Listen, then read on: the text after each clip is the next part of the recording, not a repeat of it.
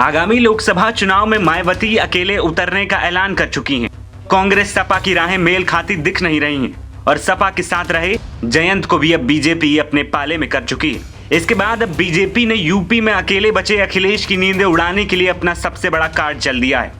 दरअसल बीजेपी आगामी लोकसभा चुनाव के लिए मिशन 400 पार का ग्राफ सेट करने के बाद इस सपने को साकार करने के लिए कोई भी कोर कसर छोड़ने के मूड में नहीं दिख रही और इस करिश्माई आंकड़े तक पहुंचने के लिए बीजेपी को यूपी फतह करना बेहद जरूरी है। बीजेपी के सामने सबसे बड़ी चुनौती यूपी में अखिलेश थे और इसकी काट के तौर पर बिहार में अपना करिश्मा दिखा चुके एमपी के सीएम मोहन यादव को बीजेपी ने सपा के गढ़ माने जाने वाले आजमगढ़ में उतार दिया है। यादवों के बड़े किले में इसकी गिनती होती है। आजमगढ़ लोकसभा सीट पर बीजेपी के दिनेश लाल यादव निरहुआ का कब्जा है। मोहन यादव को बीजेपी वहां उतारकर यादव वोटों में बड़े पैमाने पर सेंधमारी करने की जुगत में जुटी है।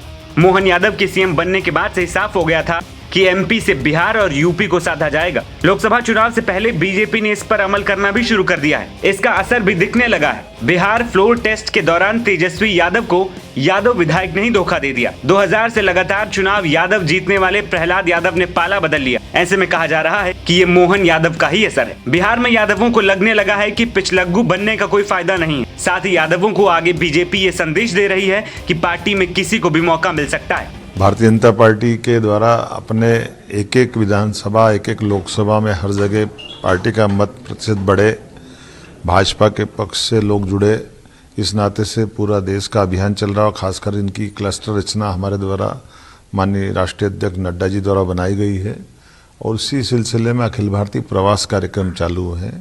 उत्तर प्रदेश के मेरा पहला प्रवास आजमगढ़ का है। मैं यहाँ मेरे तो इसलिए और गौरव की बात है कि 200-400 साल पहले मेरे फोरफादर मेरे पूर्वज यहीं से गए थे, तो आजमगढ़ और उत्तर प्रदेश से मेरा विशेष रिश्ता भी है। मैं अपने कार्यकर्ताओं के बीच में आकर के अत्यंत आनंदित भी हूँ और हमारे कार्यकर्ताओं ने जिस प्रकार से तैयारी की, हमारे प्रदेश अध्यक्ष जी के नेतृत्व में, हमारे यहाँ के क्लस्टर इंचार्ज जी के नेतृत्व में, मैं आप माननीय चौधरी जी को, माननीय शाही जी को बधाई देना चाहूँगा। लालू यादव की अपनी जाति के विधायक का खो देना आरजेडी के लिए बड़ा झटका था।